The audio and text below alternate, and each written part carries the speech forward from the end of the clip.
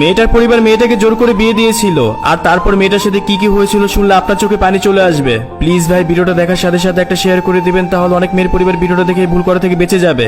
একটা মেয়ে ছিল, মেয়েটা তখন ইন্টার ফার্স্ট ইয়ার পড়াশোনা করতো, আর মেয়েটার সাথে মেয়েটার এক চাচাতো ভাইয়ের সাথে সম্পর্ক ছিল। তারা একে অপরকে অনেক বেশি ভালোবাসতো। মেয়েটার চাচাতো ভাইয়ের একটা মুদি দোকান ছিল, আর একদিন মেয়েটার পরিবার থেকে মেয়েটার সম্পর্কের কথা জেনে যায়। তখন মেয়েটার মা মেয়েটাকে ডাক দিয়ে বলতেছে, তুই কি তোর চাচাতো ভাইকে ভালোবাসিস? তখন মেয়েটা প্রথম প্রথম ভয় পাচ্ছিল। যখন মেয়েটার মা কয়েকবার জিজ্ঞেস করতেছিল, যত কিছু হোক মেয়েটা মন থেকে ভালোবাসতো। তখন মেয়েটা তার মাকে বলে দিল, হ্যাঁ আমি ওকে ভালোবাসি। যখন মেয়েটার মা মেয়েটার কাছ থেকে কথা শুনলো, তখন সাথে সাথে মেয়েটার মা মেয়েটার গালে একটা থাপ্পড় দিল, আর থাপ্পড় দিয়ে বলল, যদি আজকের পর থেকে তুই তোর চাচাতো ভাইয়ের সাথে কথা বলিস, এর পরিণাম খুব খারাপ হবে। আর এটা বলে মেয়েটা সেখান থেকে চলে যায়। আর তারপর মেয়েটার মা মেয়েটার চাচাতো ভাইকে ফোন করে, আর ফোন করে বলতেছে, তোকে আমি নিজের ছেলের মতো মনে করতাম, আর তুই কিনা আমার মেয়ের সাথে সম্পর্ক করস? তুই কি ভাবছস তোর মতো ছেলের কাছে আমার মেয়েকে বিয়ে দিব? আমার মেয়েকে বিয়ে দিব অনেক ধনী পরিবারের কাছে। তোর কাছে বিয়ে দিয়ে কি আমার মেয়েকে সারা জীবন কষ্টে রাখবো নাকি? আজকের পর থেকে তুই কখনো আমার মেয়ের সাথে কথা বলবি না। যদি তুই কখনো আমার মেয়ের সাথে কথা বলিস, তাহলে আমি তোর পরিবারের কাছে বিচার দিব। আর এটা বলে মেয়েটার মা ফোন রেখে দিল। আর সপ্তাহখানিকের মতো হয়ে গেল, মেয়েটার কাছে কোনো ফোনও ছিল না। এটা তার ভালোবাসার মানুষকে ফোনও করতে পারতেছিল না। মেয়েটা সারাটা দিন মনমরা হয়ে থাকতো। এটার বাসা থেকে বলে দিচ্ছে, তোর পড়াশোনা বন্ধ, তোকে আর পড়াশোনা করাবো না। মেয়েটার বাবা দেশের বাইরে থাকতো। একদিন মেয়েটার মা তার ফোন চার্জে রেখে বাইরে কাজ করতেছিল, আর তখন মেয়েটা ফোন নিয়ে তার চাচাতো ভাইকে, মানে তার ভালোবাসার মানুষকে ফোন করলো। আর ফোন করে বলল, দেখো আমার বাসা থেকে আমাকে অনেক চাপে চাপে রাখছে, অনেক দেখে রাখে আমাকে। 10 দিনের মতো হয়ে গেছে তোমার সাথে আমার কোনো কথা হয় না, আমি কলেজে যেতে পারি না।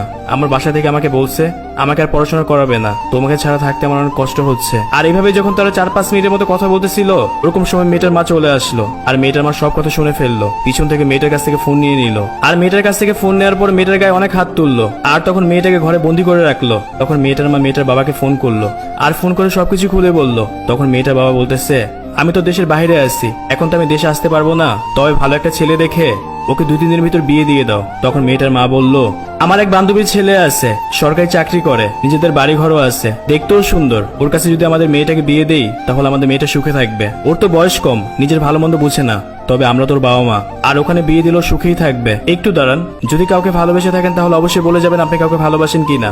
যাই হোক, আর তখন মেয়ের বাবা বলতেছে, আচ্ছা ঠিক আছে, তোমার যেখানে ভালো মনে হয় তুমি সেখানেই বিয়ে দাও। আর তখন মেয়ের মা মেয়ের মায়ের বান্ধবীর সাথে কথা বললো। তখন তার বান্ধবী রাজি হয়ে গেল তার মেয়ের সাথে তার বান্ধবীর ছেলের সাথে বিয়ে দেওয়ার জন্য। আর তখন মেয়ের মা মেয়েকে ডাক দিয়ে বলতেছে, এক তোকে ভালো মতো বলতেছি, তোর বয়স কম তাই নিজের ভালো বুঝিস না, কিন্তু আমরা তোর বাবা মা, আমরা তো তোর ভালো মন্দ বুঝি। আমি আমার বান্ধবীর ছেলের সাথে তোর বিয়ে ঠিক করছি, যদি বিয়ে করতে হয় তোকে ওকে বিয়ে করতে হবে। তখন মেয়েটা অনেক কান্নাকাটি করে বলল, দেখো আমি অন্য কাউকে বিয়ে করতে পারবো না, আমি রাজীবকে অনেক বেশি ভালোবাসি, আর যদি বিয়ে করতে হয় ওকে আমি বিয়ে করব। তখন মেয়েটার মা মেয়েটাকে অনেক ইমোশনাল কথাবার্তা বললো, ছোটবেলা থেকে তোকে অনেক কষ্ট করে বড় করছি, আর আজকে আমাদের কথা কোনো দাম নাই। যদি তুই ওই ছেলের সাথে কথা বলিস আর আমার বান্ধবীর ছেলেকে বিয়ে না করিস, তাহলে তুই মনে করবি তোর বাবা মারা গেছে। আর এক পর্যায়ে মেয়েটা বাধ্য হয়ে রাজি হয়ে গেল। আর তারপরের দিন শুক্রবারই তাদের ঘরোয়াভাবে বিয়ে হলো। আশেপাশে কেউ জানলো না তাদের বিয়ে হয়েছে। কিন্তু শুক্রবার যখন মেয়েটাকে তার শ্বশুরবাসে নিয়ে যাচ্ছিল, তখন আশেপাশে কয়েকজন দেখলো মেয়েটার বিয়ে হয়ে গেছে।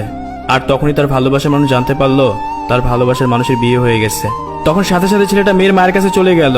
আর মায়ের কাছে গিয়ে বলতেছে, চাচি আপনি এটা কি করলেন? আপনি তো ভালো করেই জানতেন আমি আপনার মেয়েকে অনেক ভালোবাসি, আর আপনার মেয়ে আমাকে অনেক ভালোবাসে। আপনি জোর করে আপনার মেয়েকে অন্য কোথাও বিয়ে দিচ্ছেন, এটা আপনি ঠিক করেন নাই। আর তখন মেয়েটার মাও ছেলেটাকে অপমান করে সেখান থেকে তাড়ায় দিল।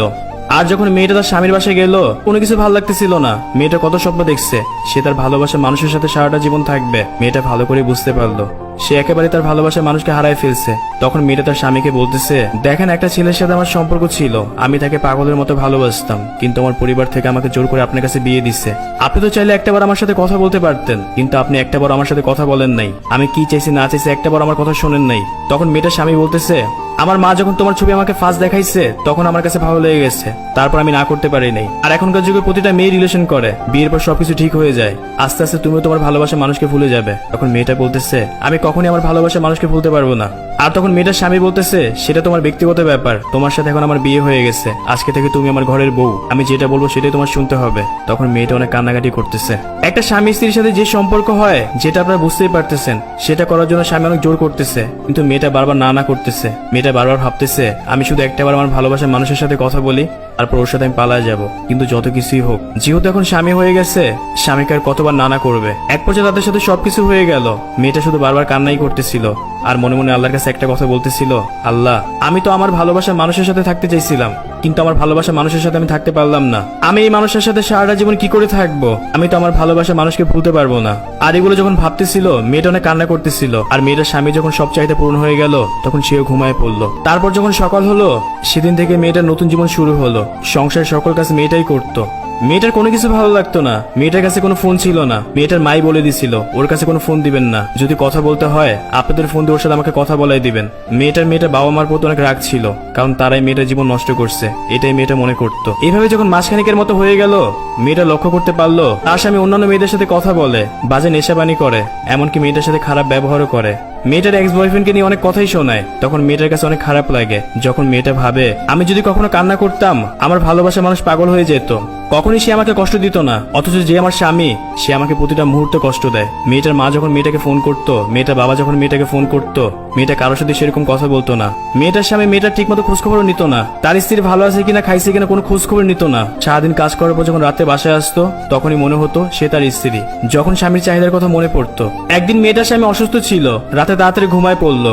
ওরকম সময় মেয়েটা তার স্বামীর ফোন দিয়ে তার ভালোবাসার মানুষকে ফোন করলো। মেয়েটার সাথে সাথে কান্না করে বলল, কেমন আছো তুমি? তখন ছেলেটাও চিনতে পারলো এটা তার ভালোবাসার মানুষ। তখন ছেলেটাও কান্না করে দিল। তখন মেয়েটা বলতেছে, বিশ্বাস করো, আমি পরিস্থিতির শিকার হয়ে বিয়েটা করছি, নইলে আমি কখনোই বিয়ে করতাম না। আর বিয়ে করার পর প্রতিটা মুহূর্তে আমার তোমার কথাই মনে পড়ে। আমি বিন্দুমাত্র ভালো নাই, আমার জীবনটা জাহান্নামের মতো হয়ে গেছে। তখন ছেলেটা কান্না করে বলতেছে, আমি ভালো করে জানি তুমি আমাকে অনেক ভালোবাসো, পরিস্থিতির চাপে পড়ে তুমি এই বিয়েটা করছো। আমি কখনোই তোমাকে দোষারোপ দিব না। যদি দোষ দিতে হয়, তোমার বাবা আমাকে দোষ দিব। তারা যেটা করছে সেটা একদমই অন্যায় করছে। তখন ছেলেটা মেয়েটাকে বলতেছে, দেখো, এখন আমি তোমাকে ভালোবাসি, তুমি যদি পারো এখন আমার কাছে চলে আসো। আর তখন মেয়েটা কান্না করে বলতেছে, এটা সম্ভব না, যেহেতু এখানে আমার বিয়ে হয়ে গেছে, আর তোমার পরিবারও কখন আমাকে মানবে না, আশেপাশে লোক উল্টাপাল্টা কথা বলবে, তখন আরো বেশি কষ্ট লাগবে। এর চেয়ে ভালো তুমি ভালো একটা মেয়ে দেখে বিয়ে করে ফেলো। আমার জীবনটা তো নষ্টই হয়ে গেছে, তোমার জীবনটা নষ্ট করো না। তখন ছেলেটা মেয়েটাকে বলতেছে, আমার জীবন আর কি নষ্ট করব, এখন আমি নেশা পানীয় করি, এভাবে নিজেকে নষ্ট করে ফেলবো। আর তখন মেয়েটা কান্না করে বলতেছে, প্লিজ এভাবে নিজেকে নষ্ট করো না, তুমি তো এরকম ছেলে না। যদি আমাকে মন থেকে ভালোবেসে থাকো, তাহলে আজকের পর থেকে তুমি আর নেশা করবে না। তখন ছেলেটাও কথা দিল, আচ্ছা ঠিক আছে। এরপর থেকে ছেলেটার কোনো নেশা করতো না। ছেলেটা আজও মেয়েটাকে ভালোবাসে। মেয়েটার বিয়ে হওয়ার পর থেকে মেয়েটা বিন্দুমাত্র সুখে নাই। মেয়েটা কিভাবে এই স্বামীকে স্বামী বলে মনে করবে, যে স্বামীর স্ত্রীর প্রতি কোনো দায়িত্ব কর্তব্য নাই, শুধু স্বামীর চাহিদাই ভোগ করে। আর ভোগ করার পর সে ভুলে যায় সে তার স্ত্রী। এভাবে মেয়েটার জীবন, মেয়েটার পরিবার নষ্ট করে দিচ্ছে। এখানে কি বুঝে গেল জানেন? অনেক মেয়ের পরিবারই আছে, তাদের মেয়েকে বিয়ে দেয় টাকা দেখে, সরকারি চাকরি দেখে। একটা কথা মাথায় রাখবেন, টাকা পয়সা দিয়ে যদি সুখ হতো, তাহলে এই সমাজের অনেক